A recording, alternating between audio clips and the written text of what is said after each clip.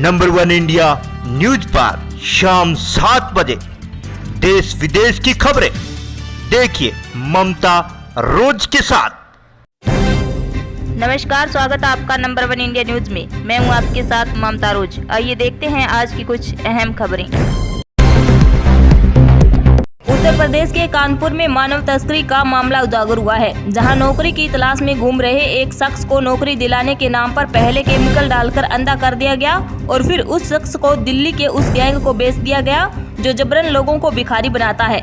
इस शख्स को अंधा करने वालों ने 70,000 रुपए में भिखारी बनाने वाले गैंग को बेचा था, लेकिन टॉर्चर की वजह से तबीयत बिगड़ जाने पर उसे कानपुर भेज दिया गया, जहां किसी तरह से एक राहगीर की मदद से अंधा हो चुका पीड़ित अपने घर पहुंच पाया। अब इस मामले में पुलिस थाने में 3 लोगों के खिलाफ नामजद केस दर्ज करवाया गया है और पुलिस ने केस की तस्रीफ शुरू कर दी है। वहीं आपको बता दें कि पुलिस में दर्ज कार्रवाई की गई है। शिकायत के अनुसार नौकरी की तलाश में भटक रहे कानपुर के नौबस्ता रविंद्र नगर निवासी 30 वर्षीय सुरेंद्र माझी को विजय मचरिया गुलामी बिल्डिंग निवासी नामक शख्स ने काम दिलाने के बहाने से उसे बुलाया था और जकरकट्टी पुल के नीचे बंधक बना लिया था और फिर पीट कर उसके हाथ पैर के पंजे तोड़ दिए, जिसके बाद विजय ने उसकी आंखों में केमिकल डालकर उसे अंधा कर दिया और उसके शरीर को कई जगह दागा भी। FIR के अनुसार इसके बाद आरोपी ने उसे दिल्ली के एक भिखारी गैंग के लीडर राज को 70,000 रुपए में बेच दिया। वहां यातनाओं से सुरेश की तबीयत खराब हुई तो गैंग लीडर ने उसे 2 माह पहले आरोपी विजय के साथ ही कानपुर भेज दिया। तभी से विजय उसे शहर में ही भूखा प्यासा रखकर भीख मंगवा रहा था और रविवार को कानपुर में किदवाई नगर चौराहे पर एक राहगीर की मदद से सुरेश नौबस्ता स्थित अपने घर पहुंच गया। उसके दोनों भाइयों रमेश और परवेश के साथ गुरुवार को वह क्षेत्रीय पार्षद प्रशांत शुक्ला के पास पहुंचा और उन्होंने ही परिजनों से नौबस्ता थाने में तहरीर दिलाई। वहीं आपको बता दें कि DSP साउथ प्रमोद कुमार ने कहा कि मामले में 3 लोगों पर FIR दर्ज की गई है और जांच के लिए टीम बनाई गई है। पीड़ित का मेडिकल परीक्षण करवा लिया गया है और जांच का जिम्मा SP गोविंद नगर को सौंपा गया है। विजय की तलाश शुरू कर दी गई है और एक पुलिस टीम दिल्ली के लिए रवाना कर दी गई है।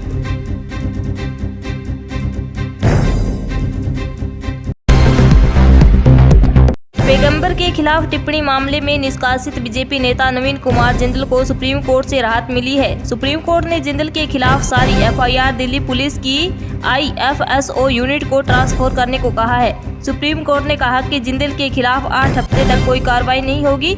इस दौरान वो दिल्ली हाईकोर्ट में उचित उपाय के लिए अर्जी दे सकते हैं। इससे पहले अदालत ने दिल्ली, महाराष्ट्र, पश्चिम बंगाल और असम सरकारों को नोटिस जारी कर जवाब मांगा था। सुप्रीम कोर्ट ने निष्कासित बीजेपी नेता नवीन कुमार जिंदल की याचिका पर सुनवाई की, जिसमें उनके खिलाफ सारी FIR को जोड़ने की मांग की गई थी। पैगंबर के खिलाफ टिप्पणियों के लिए उनके खिलाफ दिल्ली, महाराष्ट्र, पश्चिम बंगाल और असम में FIR दर्ज की गई है। उल्लेखनीय है कि कुछ महीने पहले ही पैगंबर मोहम्मद के खिलाफ की गई विवादित टिप्पणी के लिए भाजपा ने अपने राष्ट्रीय प्रवक्ता नुपुर शर्मा और पार्टी की दिल्ली इकाई के मीडिया प्रभारी नवीन कुमार जिंदल को पार्टी से बाहर का रास्ता दिखाया था। इन नेताओं के बयान को लेकर भारत के अलावा विदेशों में भी प्रदर्शन हुए थे।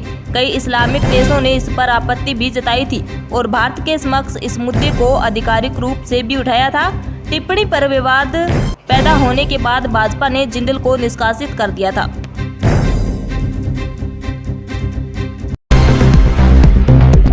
गुजरात सरकार ने मोरवी शहर में पुल गिरने की घटना के मद्देनजर मोरवी नगर पालिका के मुख्य अधिकारी संदीप सिंह जाला को निलंबित कर दिया है। एक वरिष्ठ अधिकारी ने शुक्रवार को यह जानकारी दी।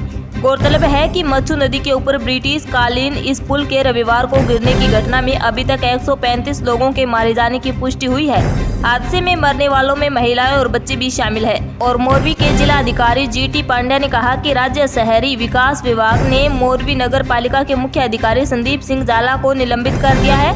उन्होंने बताया कि मोरवी के रजिस्ट्रेड अपर कलेक्टर को अगले आदेश तक मुख्य अधिकारी का अतिरिक्त प्रभार सौंपा गया है। तो वहीं अधिकारियों ने बताया कि मोरवी नगर पालिका ने 15 साल के लिए और एवं समय को पुल की मरम्मत और रख रखाव का ठेका दिया था। पुल गिरने की घटना के सिलसिले में पुलिस अब तक 9 लोगों को गिरफ्तार कर चुकी है।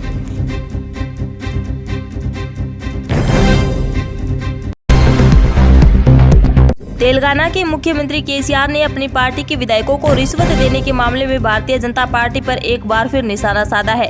उन्होंने गुरुवार को मुनुगोडे में एक प्रेस कॉन्फ्रेंस के दौरान एक के बाद एक कई ऐसे वीडियो पेश किए जिनके माध्यम से उन्होंने दावा किया कि बीजेपी ने कुछ दिन पहले उनके विधायकों को खरीदने की कोशिश की। और केसीआर ने पीएम मोदी पर निशाना साधते हुए कहा कि पीएम रिश्वत देने और विधायकों को खरीदने की राजनीति को प्रोत्साहित करते हैं। उन्होंने आगे कहा कि हम यह सुनिश्चित करेंगे कि बुनकर परिवार का एक भी वीडियो बीजेपी को ना जाए।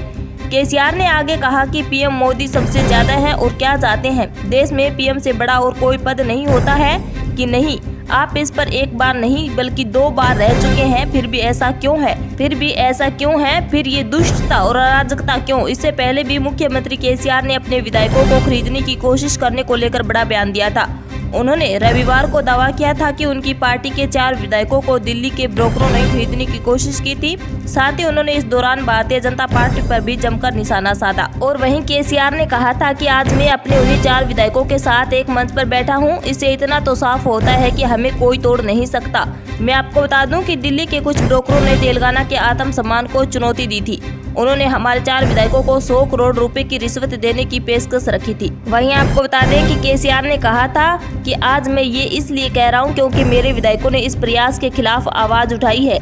मैं आपको साफ कर देना चाहता हूं कि वो सिर्फ तेलंगाना को हड़पना नहीं चाहते हैं। मैं किसानों से कह रहा हूं, जब हम वोट करें तो हमें सतर्क और सावधान रहना है। हमें बताना है कि हमें कोई रिश्वत देकर बहला नहीं सकता। वहीं केसीआर के आरोपों के बीच कुछ दिन पहले ही बीजेपी ने केसीआर पर हमला बोला था। तेलंगाना में ऑपरेशन लोटस के आरोपों को बीजेपी ने उपचुनाव से जोड़ दिया था। बीजेपी का कहना था कि मुख्यमंत्री के चंद्रशेखर राव ने इस महीने की शुरुआत में अपनी पार्टी को राष्ट्रीय राजनीति में लॉन्च किया था। इसके बाद उपचुनाव जीतना उनके लिए जरूरी हो गया था, इसलिए टीआरएस बीजेपी पर ऐसे आरोप लगा रही है। 3 नवंबर को मुनुगोडे में उपचुनाव के लिए मतदान हुआ है।